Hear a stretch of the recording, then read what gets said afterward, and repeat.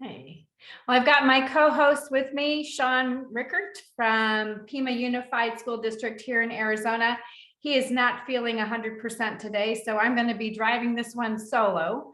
My name is Melissa Sadorf. I'm the superintendent of the Stanfield Elementary School District here in Arizona. And I also have the privilege of serving on the Arizona Rural Schools Association Executive Board as the president. I'm excited that you're able to join me today, and I have a fantastic guest that we're going to spend some time learning about what's happening in rural across the country. And he's got some really good information that he's going to share with you. I think you're going to get a lot out of it. So let me go ahead and without further ado, introduce my guest today. His name is Dr. Ben Winchester. He's joining us this morning to talk about rural, living in the middle of everywhere. Mr. Winchester has been working both in and for small towns across the Midwest for over 20 years. He lives in St. Cloud, Minnesota with his wife and 2 children, and he's trained as a rural sociologist. He works as a senior research fellow for the University of Minnesota Extension, the Center for Community Vitality. He conducts applied research on economic, social, and demographic topics surrounding a theme of rewriting the rural narrative that are vital to rural America. And he recently received the International Rural Renewal Research Prize in 2021 for this work. So please join me in welcoming Dr. Ben Winchester, our guest of the hour. So Ben, I'm going to turn it right over to you so we can go ahead and get started. That's great. Thank you, Melissa. Really great. Great to see everybody here today. Just thank you for all the service you provide in your community and for your schools.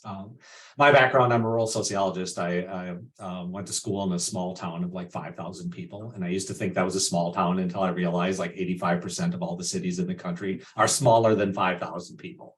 So it was, my undergrad was like eye-opening for me. I wanted to do rural development work, and kind of this is where I got introduced to the narrative around rural is pretty bad.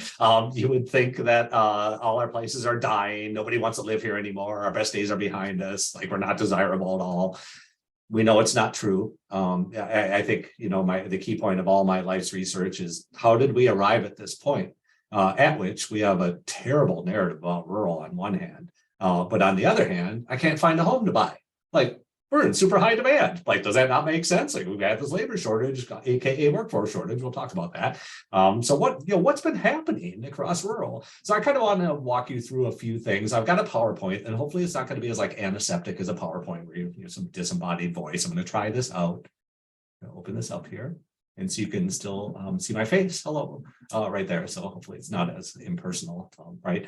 So I talk about the rural narrative, and you know we've got a lot of ways that we use to describe our small towns and rural places. That there's a brain drain, and that is, you know, when your high school kids graduate, that's called the brain drain. And we've got like books and articles talking all about the kids, and they're going to leave. And oh my gosh, there's an entire book called Hollowing Out the Middle. And the implication of that book is that when you lose your high school graduates, that there's nobody left. Your town is being hollowed out when we're like telling our kids that it's okay to leave. Like, you want to tell your 18-year-olds that they can't leave town? Is that going to be a real strategy for you? Because I'll tell you, there's no more better way to build resentment amongst your 18-year-olds is to tell them what to do.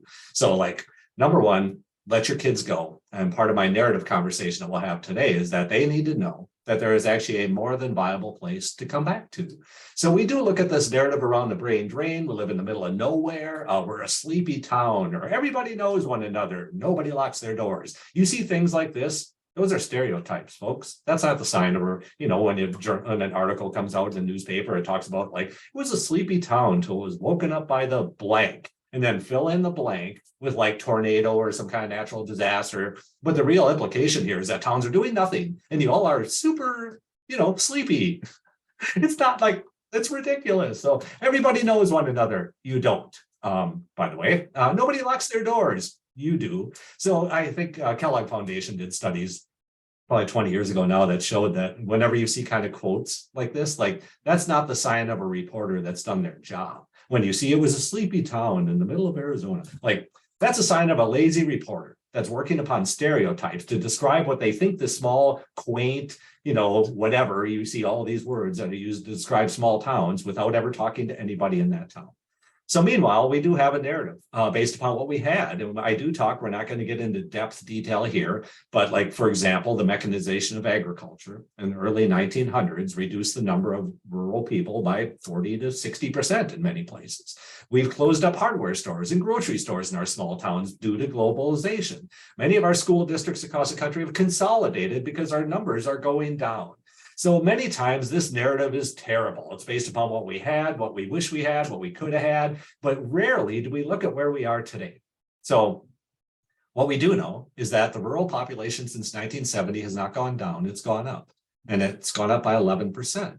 But what's gone down is the relative percentage of Americans that live in small towns and rural places. So in 1970, over on the left here, this chart on the left here, 1970, 1 in 4 people lived in small towns and rural places, right? Rural, 26%, 1 in 4. But today it's down to like 1 in 8.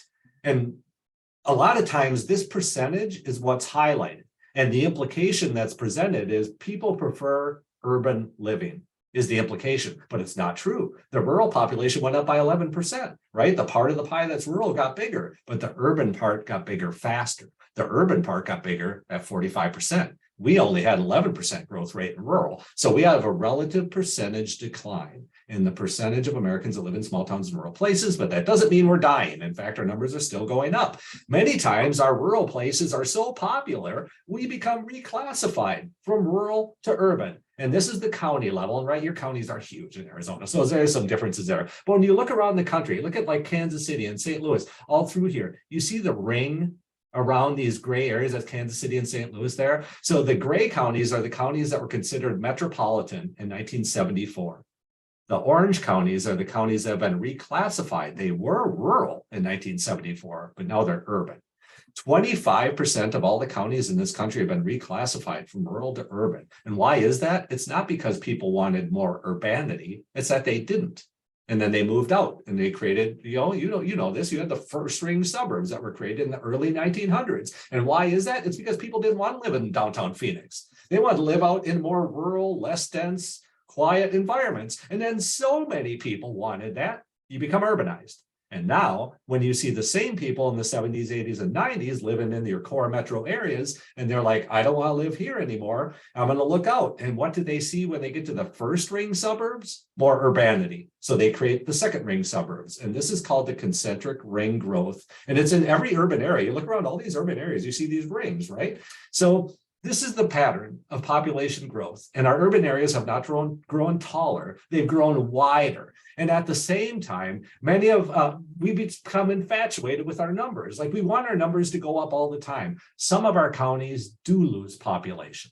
And I'm going to tell you why. And there's going to be some real good explanations here. So I don't want to really look at total population numbers, just like total enrollment numbers in your school districts. They don't tell you anything about like how big was the outgoing class, how big was the incoming class. All people know is our numbers went down.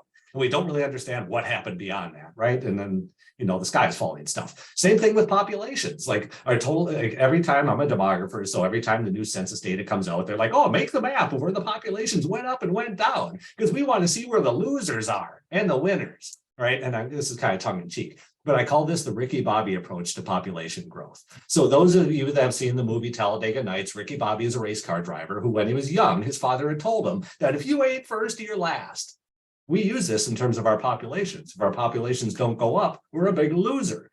Like in, right, here's the counties in white. There are a bunch of loser counties, right? This narrative for Arizona is not the same as the national narrative. You've had some pretty great growth, and we're going to look at some of this, some of the nuance around this. But I would ask you to don't use total numbers as any indicator of your success and failure, especially because in most of our rural communities, we are seeing our household sizes go down. And why is that? It's because in our rural communities, and we're going to talk about this at the end, in most of our rural communities, about 30% of our homeowners are 1- and 2-person households that are over the age of 70. A third of your rural homes today are owned by people over the age of 70. So more importantly, like our household sizes are getting smaller. We're having fewer kids per average. And the households that we do have that don't have kids are smaller as well. And so the average household size in this country has went from 3.6 in 1940 down to 2.6. So our households are much smaller, but in many of our rural communities, we have a finite number of homes. There's only so many homes to be occupied. And right now it's growing. The share of homes occupied by our seniors is growing. I don't want to give it away yet. We'll talk about this more at the end. So meanwhile, what I like to do is I like to see like who's moving in and who's moving out of our rural communities. And so as an example, this is Grant County, a typical rural county with a stable, even when your populations are stable, it's called stagnant, right? Even like stability isn't good enough in the narrative. Like we need growth, right? But meanwhile, in this county, Grant County, very remote rural county with about 6,000 people, they did lose young people. So this is a chart of if the bar goes to the left, it means people moved out in these age groups in the past 10 years. And if the bar goes to the right, that means people moved in the past 10 years. So the 20 to 24-year-old cohort right here, this is due to graduation from high school. Grant County lost 43% of their young people in the past 10 years in this cohort. They were 10 to 14 10 years ago. Now they're 20 to 24. What happened between those two time periods? That cohort got smaller because 40% of them graduated and left town.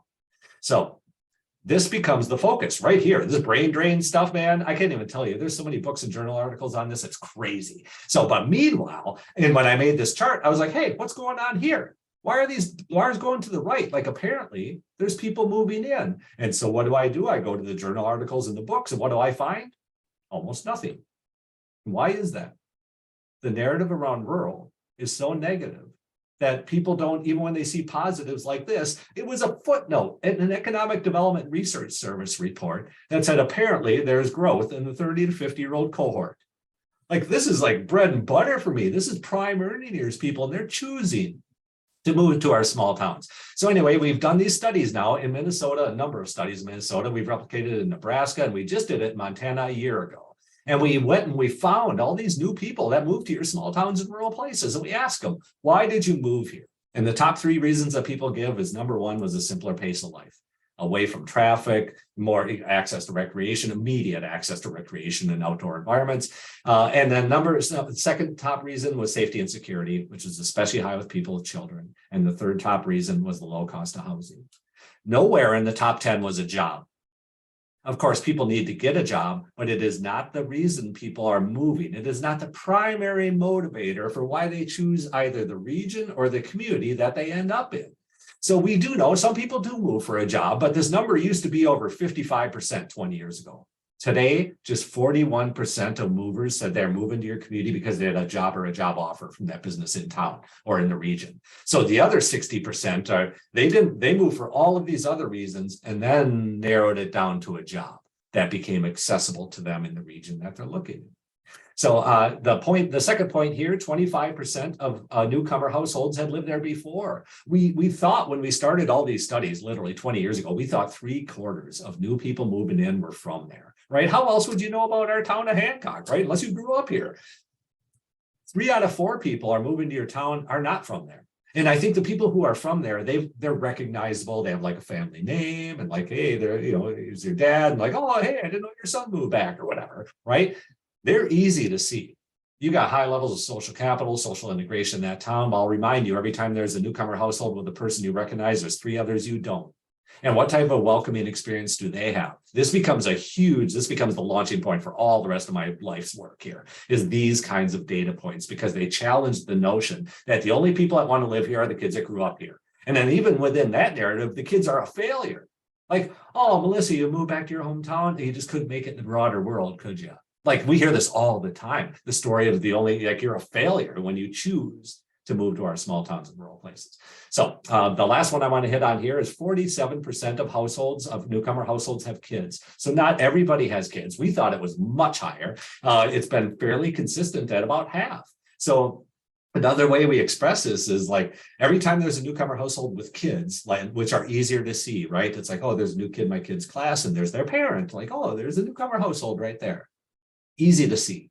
Every time there's one that's easy to see, there's one that's not. They don't have kids. Like you could be pumping gas next to your new neighbor and you wouldn't know it, because what type of welcoming experience do we have in our communities? So how do we talk about change? So then during the pandemic, so we did the chart, the University of Minnesota column is a study we did of newcomers the year before the pandemic. And the Montana State University study was done a year into the pandemic. And we see that the percentage of people that moved because they had a job or a job offer in that community or region went down from 41% to 35%, which makes sense because, right, people could work from home. You have all these people who don't need a local job anymore, and they're moving into our rural communities. But we also saw that the percentage of people that lived in the community before went up from 1 in 4 to now just 1 in 3. And we kind of were piecing this together. And our hypothesis is that because we start with the premise that we have a tight housing market, right? It's almost virtually impossible to find a home to buy. How do you find a home to buy in a rural community today? You have to know somebody. You have to have a social network. And this is where the people that live in the town and have strong networks in that community that lived there before, they've got that network and like, hey, my son is interested in moving back. I'm going to talk to Jane because I know her mom is going to sell her house. And she doesn't even need to put it on the market because he's just going to move in and buy it. We found out that during the pandemic, 40 to 60% of home sales were not stranger transaction. They call them arm's length transactions. 40 to 60% were not that, meaning it really was like, hey, Melissa, I know your mom is looking to sell our house. We're going to take you out for supper tomorrow night. We're just going to make it happen. That house never hit the market. This is how this operates right now during these times of socially connected housing supplies, especially when we have a tight labor/housing market. And through all this, you'll hear me intermix housing shortage and labor shortage because I think they're the same. You can't welcome in new labor if they have nowhere else to live. You go to I think you guys have a national kind of job board. And so like go to the job board and try to find a job in a small town and then go find a home to buy. It's like, you can find a job, but we might not be able to find a home. So you want to have a comparative and competitive advantage in your community, provide access to a housing stock for your future employee base, right?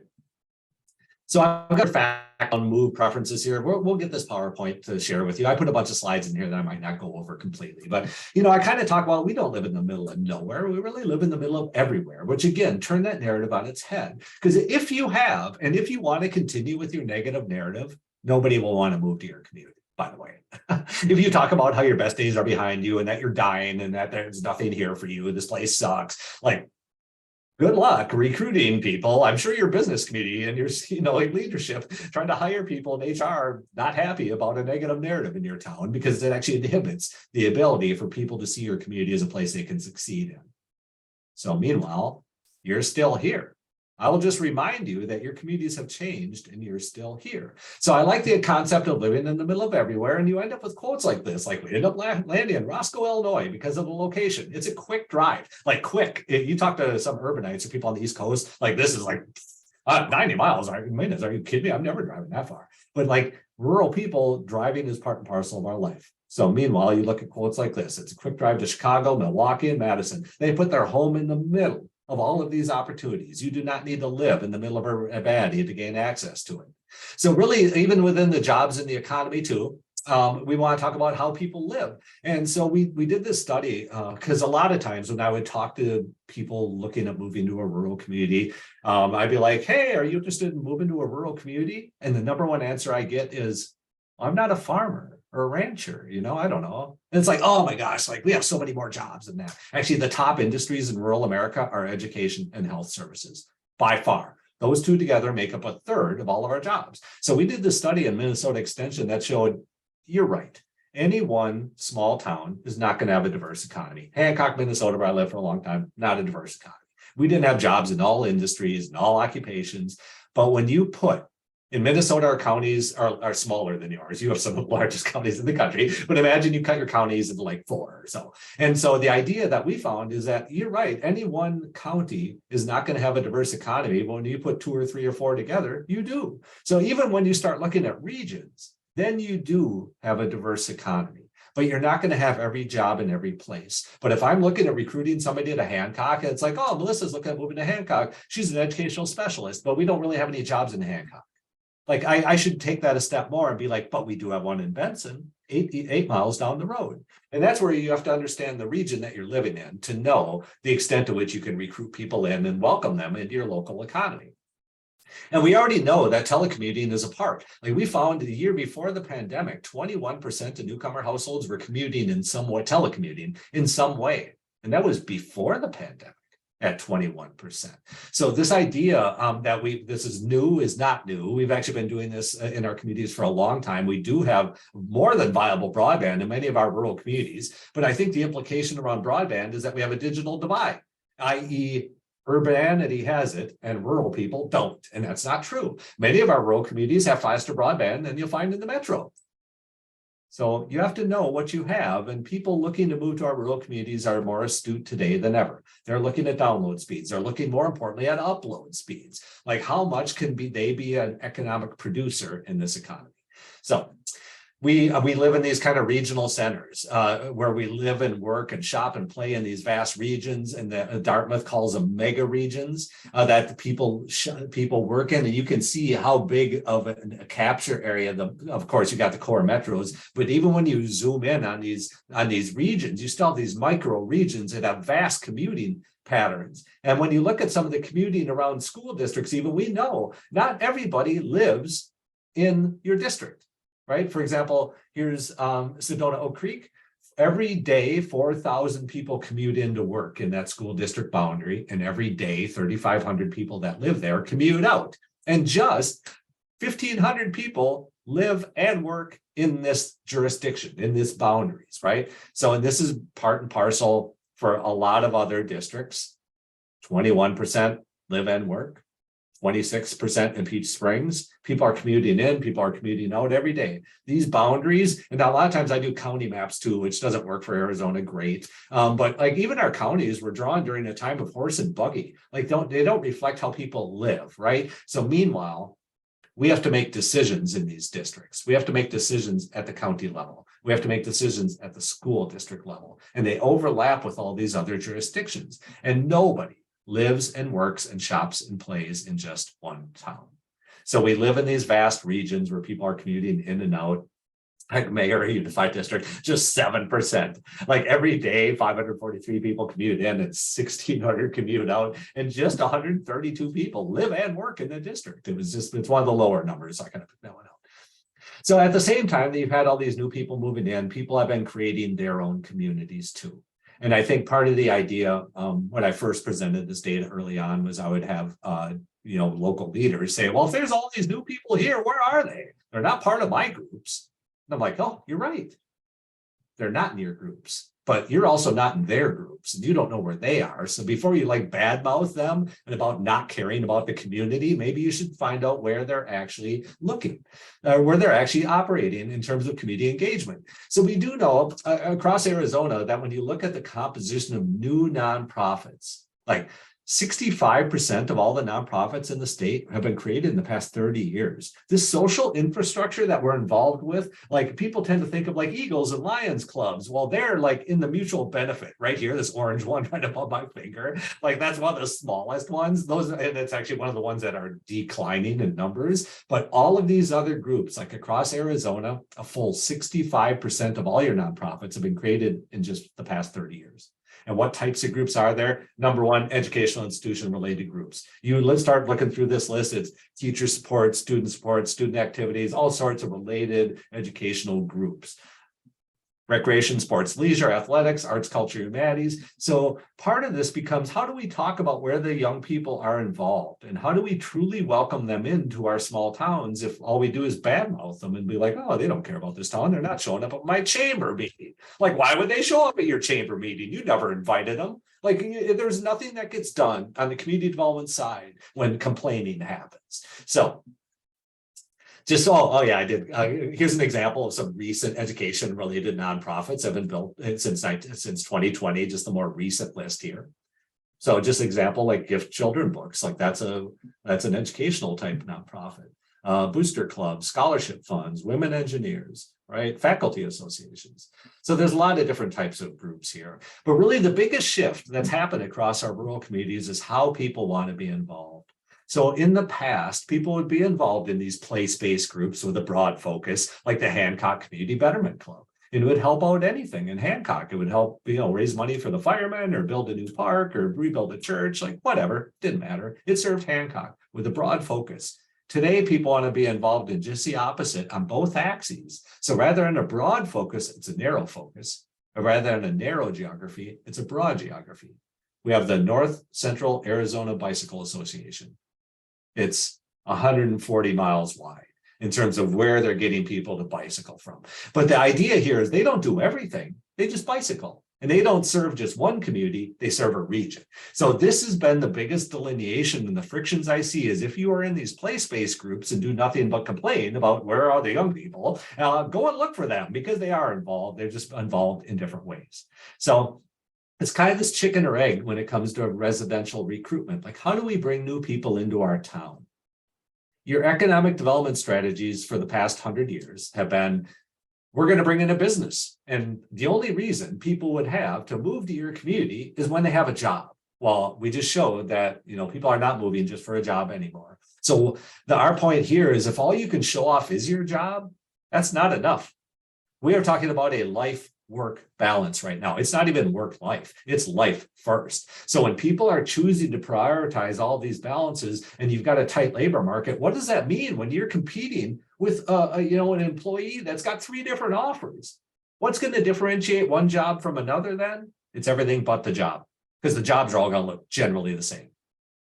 Shop floors might look the same. Any differences are trained up locally at that level.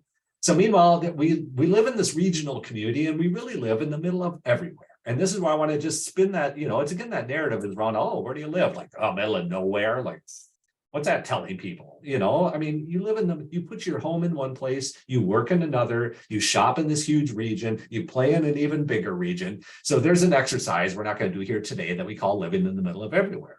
But for us, the region is the primary unit of interest. So now if I'm looking at moving to Hancock, right, I run into the mayor and Quinn's there. And I was like, hey, Quinn, I'm looking at moving to Hancock. And then the mayor is like, oh, you're going to love Hancock. We got Buddy's Bar and Grill. We have a full K-12 school. We have a C-store / car sales / deli / hair cutter on the corner. We got it all here. It's like, well, I do like Hancock, but I'm also looking at moving to Starbuck, which is like 16 miles down the road. And then if you're real parochial about this, Quinn, you'd be like, you don't want to move to Starbuck. They got nothing going on there. Hancock is where it's at. This is where you want to be. Now, what did you just do? Not only did you downplay Starbuck, but now you really told me that there's nothing around you. Like, there's nothing in this region I might actually be interested in doing. Like, now you downplayed yourself too, because you really are telling me you live in the middle of nowhere. So this is where, a lot of times people are real, competitive over our schools, especially school sports. But once you're done with the sport, take off the competitiveness, because it doesn't help our communities grow or move forward. So I've got a bunch of slides I'll have in the deck to share with you here. But one of the key points that we hit on in this survey were 2 questions. One is, do you believe the community you moved to was welcoming? And a full 78% of newcomer households said the community was welcoming. But if you break it down by another question, which is, do you see yourself living here in 5 years? And the idea here is you're kind of getting at how it's going, because if people are not having a good time, they'll be like, I don't want to be here in 5 years, right? But if people are having a good time, they'll be like, I'm not leaving, I'm going to be here in 5 years. If the community is welcoming, 86% of people say they'll be there in 5 years. But if they report that the community is not welcoming, now you have a huge retention issue. You're ready to lose half your workforce because your community is not welcoming. This is that interrelationship between a work-driven residential recruitment and a community-driven resident recruitment effort. So we are trying to introduce this term called resident recruitment. It's more than just, otherwise, all we care about is jobs. And you don't care about people at that point. We just need to fill our jobs. We hear this language all the time before the pandemic. And now we're starting more and more to talk about these kind of quality of life issues. And we have research like this that shows it's everything but the job, folks. Like, your job is not enough to bring you to a region. You have to talk about what people's life is going to be like. And when you do that, you need to talk about what it looks like at the community development level, economic development, and tourism. So we do have, like, how do you invite people into your community? You can have graduations, class reunions. Actually, school districts are like perfect for all of these activities, folks. So graduations, class reunions, like letting people know, hey, if you thought our community was dying when you were here, we're not. We're still here. And if you would ever think about moving back, we have a diverse economy too. Like, have you thought about moving back? Like, actually ask people. And then what inhibits their ability to move back? So how do you get the word out to invite people to your town? Tourism locations too. You've got tourists that come and go from your communities every year, and they consider your community like theirs too for the time that they're there. You could actually turnkey those into full-time residents too. So media, Facebook, Google ads, we've got a lot of ways to like invite people in, but you can also incentivize other action. Like there's a Tulsa, which is not a small town, right? But Tulsa, Oklahoma, they had what's called a remote work program where they were incentivizing like $5,000 or $10,000 for every household that moved in that was a remote worker. But then imagine if your community were giving out $10,000 to bring in a remote worker, but you owned a business in which you can't find any labor because there's no homes to buy. Now you're going to be like, hey, economic developer, why are you trying to bring in labor that will guaranteed never be able to work in my workforce? So there's a lot of kind of pressures around housing in terms of how we recruit and retain our residents. So there's lots of incentives. You've heard communities talk about like free land or bicycles or co-working spaces. All of this looks very different than it used to in terms of economic development. But part and parcel, you need to have like broadband, childcare. Some people want remote worker training, co-working spaces, self-employment. Business succession too is real high on our list because I think it's like 60% of all our small businesses are owned by people that are going to retire in the next 15 years. Well, if you've got a narrative around doom and gloom, why would anybody want to buy your dying business? Right. When my point is the businesses we have in rural America are stronger than ever. Like we were weathered by the 2009 recession. So we did these studies at University Extension here in Minnesota that did these business succession studies. We showed it's anything but failure. Man, once you have a good transition, your sales go up, your customer base goes up, your product line or service goes up. Like it is all good news because again, the businesses that we have are stronger than ever. So meanwhile, we've also got basic questions around how do you welcome people in? We have like kind of a warm body approach. It's like, oh, Melissa, you're new in town. Do you want to join our ED board?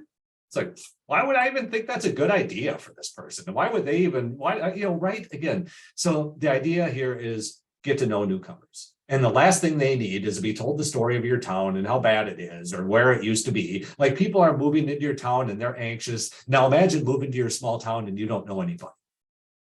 3 out of 4 people move into rural communities. Imagine moving to Hancock, population 770, and you don't know anyone. Who do you call at 1 a.m. if your water pipe bursts? Who do you call for emergency daycare when nobody has welcomed you into town? You have no social connections in that community. So we talk about like a welcoming program or Grab a Bite in Otter Tail County, Minnesota. They have a program where every small town has an ambassador. And the moment they hear of a newcomer moving to their town, they take them out for a meal. It's super easy. It's one person, it's one meal, but the only rule that we have in this is the Ben Winchester rule, which is you can't ask them for anything. Don't ask them for anything. Not like sit down at board or buy a raffle ticket or like anything.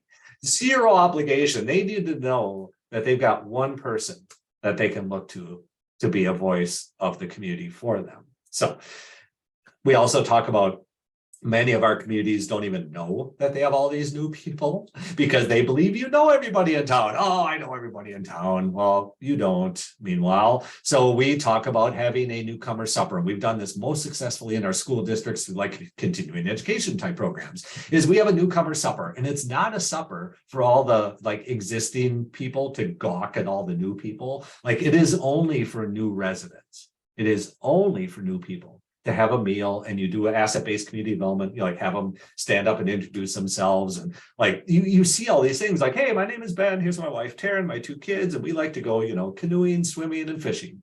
And then there's always somebody who's like, oh my God, I'm going to find Ben. I love canoeing. We've got our 2 canoes. I didn't even know there were other canoers here.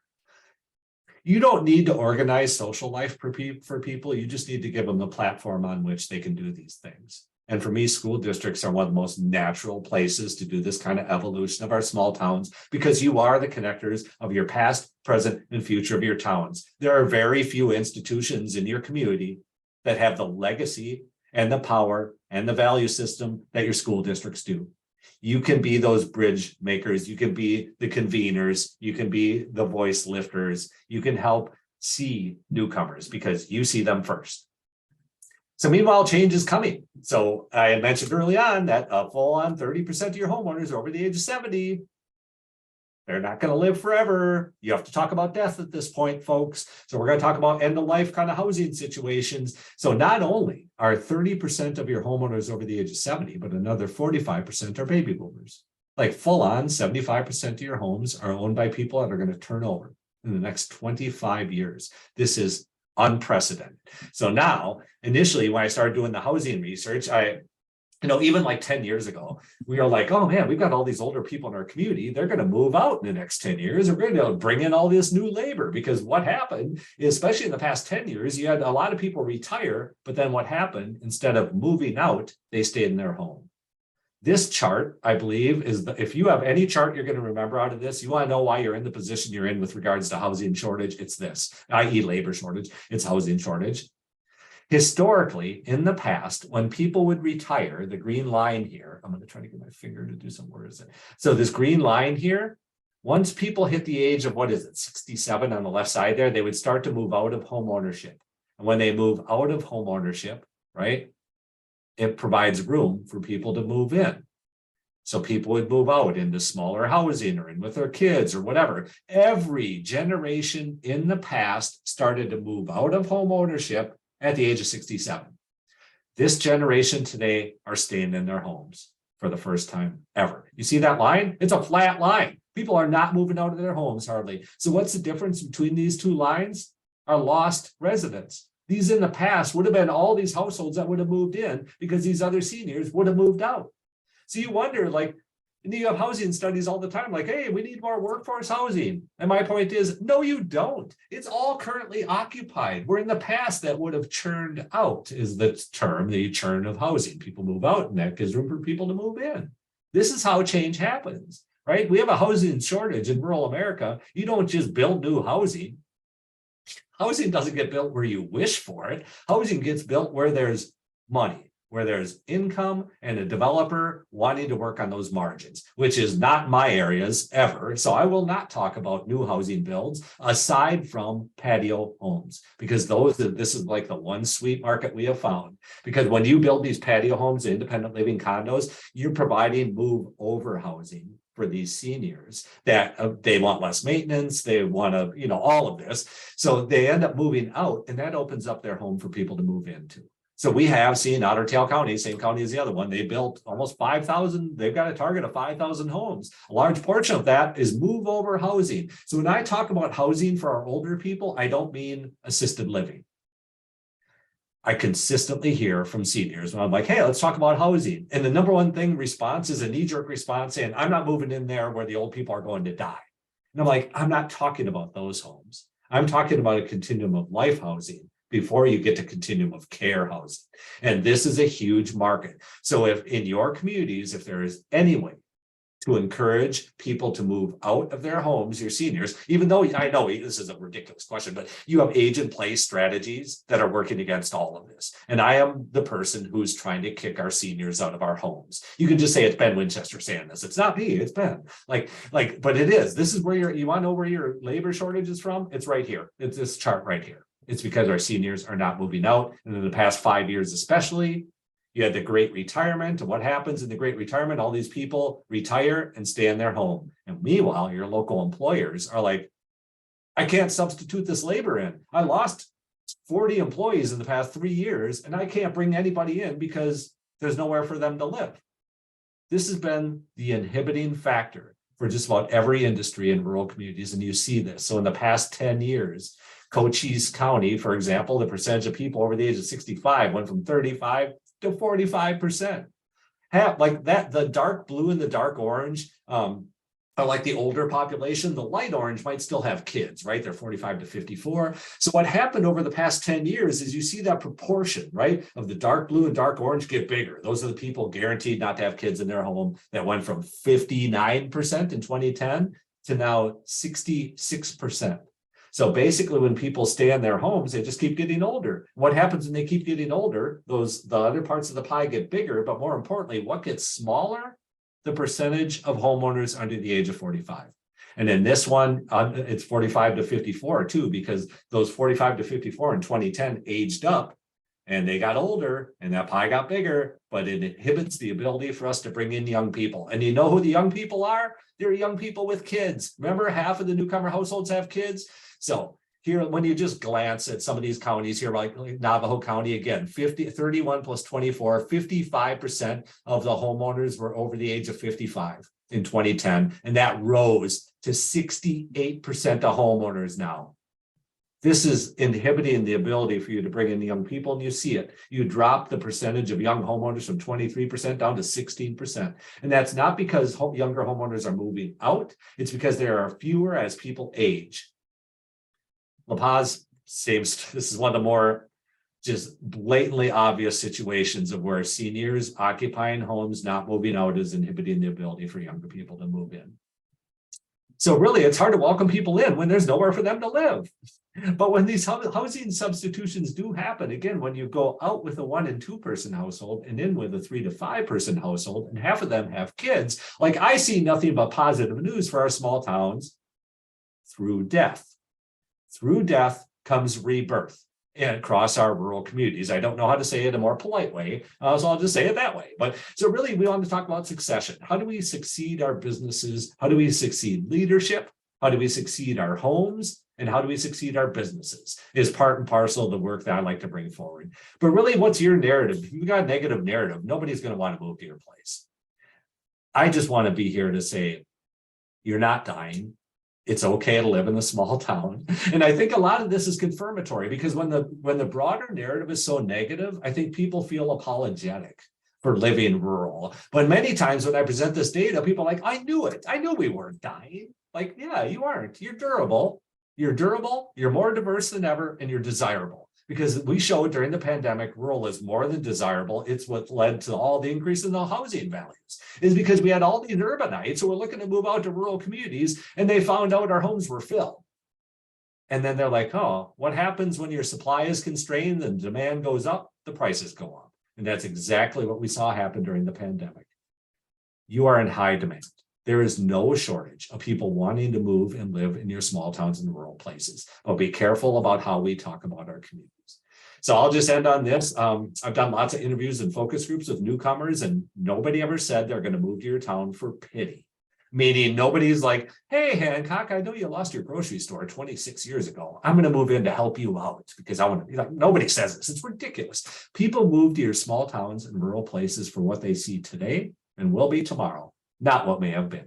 So thanks for the opportunity to share this information with you here today. I think we got time for questions. I see in chat there was some stuff too, so I'll try to catch up. Or Melissa, yeah. I'll just start one that Quinn stacked a while back, and that is the return to in-person work that everyone is shifting to right now going to affect the attraction to rural living? Nope. This interest in rural living started in 1970s. This is not a new thing in any way. In a different presentation, I've got the Pew Research Institute has done these opinion studies. They study popular opinion across America. And even as far back as like 16 years ago, they just started to introduce these questions about like, all right, Americans, like we know that 80% of you live in the city and 20% of you live in the country, but if you could live wherever you wanted, where would you live? 51% of Americans said they prefer to live in small towns and rural places. So I believe there's a barrier that people have in terms of like, I'm not a farmer or a rancher, like all of that kind of stuff that goes on in people's mind that inhibits the ability for them to even look at rural America as a viable place to move to. Okay, thanks for asking that question, Quinn. Does anyone else have questions? Feel free to either put them in the chat or you can come off mute and ask yourself. That's okay too. Hi, Ben. This is Julie Duffield, and I'm really curious about the diversity of the people moving in. You haven't talked about, what is their ethnical diversity? Well, across the US, it depends on where you are. In rural America as a whole is not this monolith. When you talk about what rural is in the Southwest, we got, one population in the Southeast, you've got another, in the North Central, you've got another. Like, for example, in Minnesota, we have a majority white population by far in a majority of our rural communities. But I'll just say it this way: the lack of diversity in many of our rural communities is not an outcome. It's not the result of diverse people saying, I'm never going to live there. It's hard to actually move in when there's nowhere for them to live. And even harder if you don't have an entry point via social connections into that community. But we have found thousands of newcomers of color. I mean, so Minnesota, Montana, we're in kind of the same state in terms of not very ethnically or racially diverse in our rural communities. It's slowly diversifying. But again, it's not an outcome, and diversity happens. It's just slow. It's just so slow, especially in the past 17 years when these seniors don't move out. You can't diversify your community if there's nowhere for them to live. It is, I just don't know how to say it another way. So, but yes, I don't go into it just because rural is such a diverse place overall, like, right? So the diversity dictates your housing compositions. It dictates some of the community groups that you end up creating. So like, the nonprofit chart I made, that looks different. The types of groups you create. I mean, this is fascinating for me as a sociologist because these groups are created by people and their interests. So you see really how diverse all people's interests are too, when you compare the nonprofits in North Central Minnesota with the nonprofits in Arizona. Like, you're going to see some pretty vast cultural differences there too. So I don't talk specifically about any one section of diversity. It's very diverse across the country as a whole when we talk about the rural, when it's one thing. But when we look at any one place or any one region, then we can start getting into the more, what does that look like for us in our community? How is that? But I guess my main point is we've got time. Things are changing all the time. When people are like, we went through change before, like back in especially in the upper Midwest, we have like a Scandinavian community, right? And then it's like, oh, now the Germans are moving in here. Like, oh my gosh, what are we going to do here, right? And then, or you had like a Catholic community and the Protestants are moving in. Like, I just remind you that your community is not some static thing that we're always trying to return to. Community is not even a melting pot, it's a stew. I was gonna say, I don't like the melting pot analogy because then everybody's just the same when it's not even that. It's like a stew, and we keep taking stuff out of the stew and we keep adding stuff to the stew. And so we look vastly different than what we did even 50 years ago or 100 years ago. So for communities that say we've never changed, I just ask them to look backwards a little bit, because I think we have all the time, and that maybe we should be learning lessons about how we treated others then, in terms of now when we see people moving in of color, it's much more visually apparent. In the early 1900s, it was Germans and Scandinavians, which might have on first glance not looked a lot different.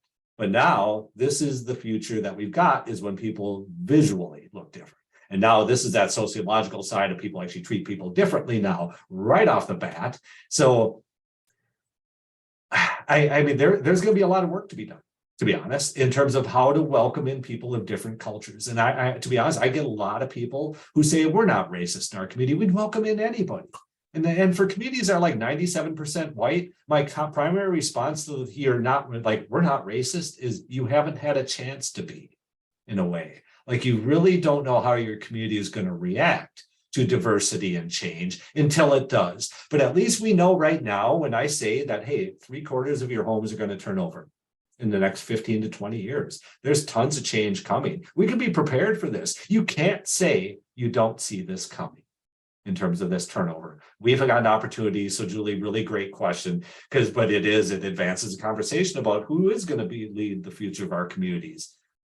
If we're not talking nice to about the young people, they're going to be our leaders. So how do you expect they're going to lead if you call them, entitled and selfish? Yes, thank you. Thanks, Ben. Any other questions for Ben? Quinn, if you want to come off mute, feel free.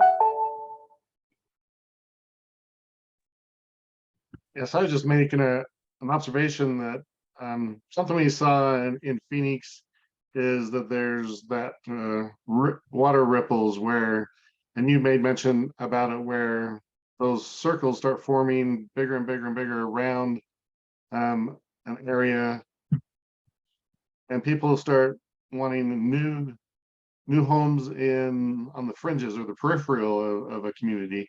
But then what happens is that inner circle starts to age out, and who fills in those communities? And sometimes we see the quality of life declines in those inner circles, and so people keep pushing outward. And that you kind of talked about flight, but some communities, metropolitan areas, are trying to reinvigorate their inner circles.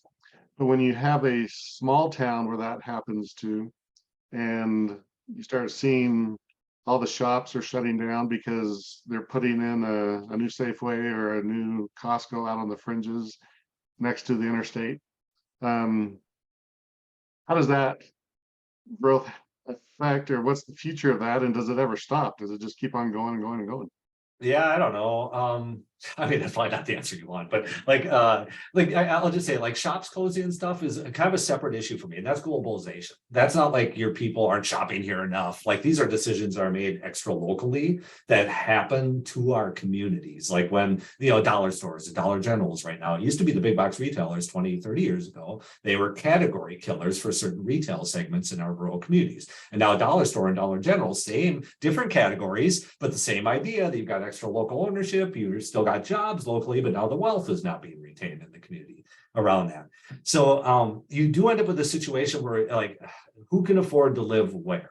So, I mean, I'll just say that in the UK, they did, I mean, this harkens back to, in the UK, they're landlocked, they had a growing population. It used to be that the rich people were in the city and the poor people were in the country.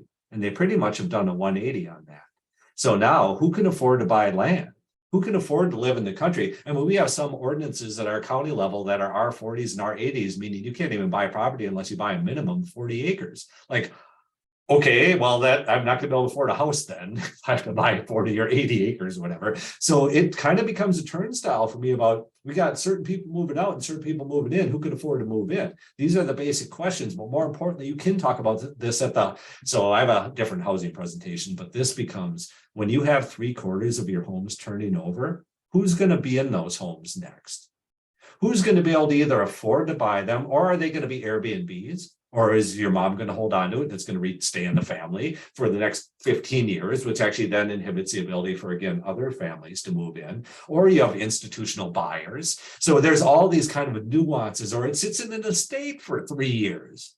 Like right now, we've got a lot of property that's being locked up that inhibits the ability for us to even change at all. So, but you're right on the point. We're seeing this gentrification around certain areas. I mean, you look at like Colorado too, you see these high amenity areas where you got people having to commute for 2 hours in for their low wage jobs because they can't afford to even live locally there. So there's more control, I believe, local communities should wield over their housing stocks, because my argument is your housing units are the past, present, and future of your community. It's where your people live, it's where your wealth lives, your business owners. So have a value statement for your community. We value home ownership. Like it is something like that simple, rather than, all these extra local owners. We did it in Hancock. We had a guy from Texas who kept buying up property in our town. And like, for example, he bought up the bank building, the old bank building. And he thought he was going to make like $1,400 a month in rent, which in Hancock, you were never going to make that much. So it sat empty for years, and then I was on the EDA board and I was like, man, we're getting rid of this. We got this vacant building ordinance because kids are running around in there. There's a public safety issue. The owner's never around. So you got to find strategies to maintain your control over your housing stock in some way, if it's of value to you, because there are different systems of outcomes at the community level you find with homeowners as opposed to renters too. But then at the same time, you need a path for home ownership, if that even is there. So again, when you're talking about when you're talking about economic development, where do you put your money then? Do you put in industrial recruitment, bring in a big employer to bring in whatever, or could you put money into resident recruitment and actually work on some of these things to help transition homes and open up your housing, open up housing stock for your employees that you need right now? So, I don't know. It seems like a roundabout answer that I did clearly, but it is like it's happening. Every place is kind of different depending upon your level of amenity index and things like that. But ultimately, it is becoming more expensive to live in rural America. And if we're not careful, we're going to become like the UK, and you're not going to be able to afford any place in rural America over the next 40 to 50 years. That's my caution. Thanks. And just FYI, there's a Journal of Rural Studies. If you want to ever look into all this, Journal of Rural Studies out of the UK does all this kind of stuff. It fascinated me when I first started looking into it. But they've got all this kind of information on that gentrification. We have time for one more question. Is there anyone that would like to put one on the table for Ben to answer? Or a comment that you'd like to make?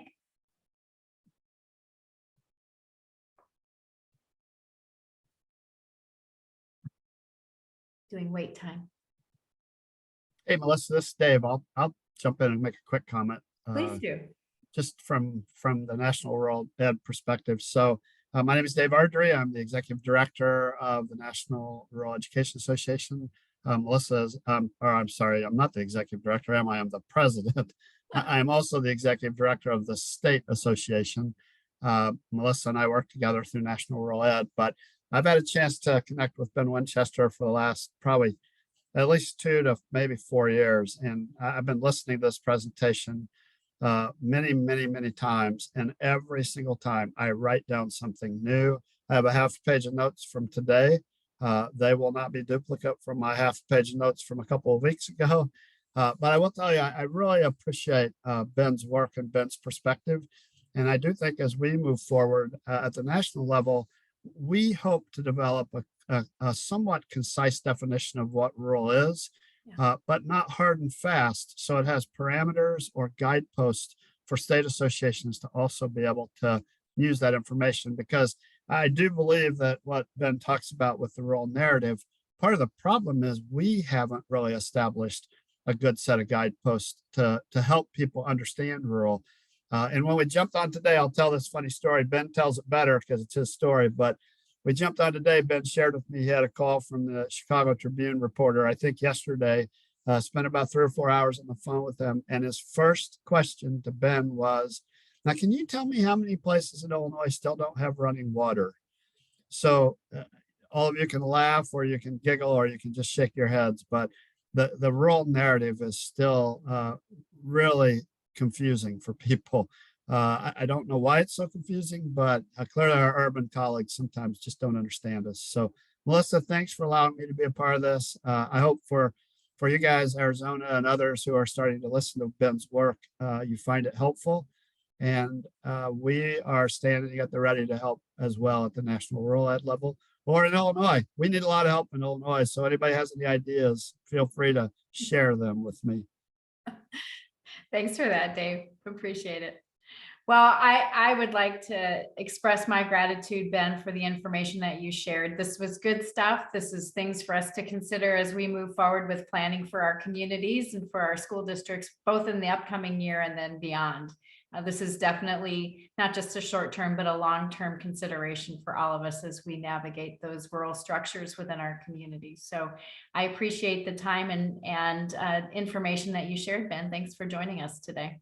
Yeah, certainly my pleasure. Thank you all for coming here today and spending your lunch hour here. Or no, it's morning there, right? No, brunch. In Arizona, spending your brunch morning. with me. But thanks everybody for joining us. We'll make this recording available to you. Please let me know if you have any specific questions.